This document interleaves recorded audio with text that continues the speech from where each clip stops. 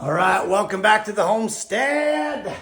All right, this is a big deal. Look at this historic mantelpiece. See all this beautiful work? Well, the only problem with this beautiful reclaimed piece is that I was missing one of these two decorative pieces.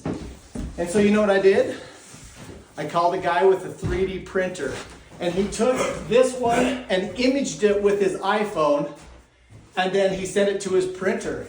So this will all be primed and painted, so when all is said and done, the missing piece goes in.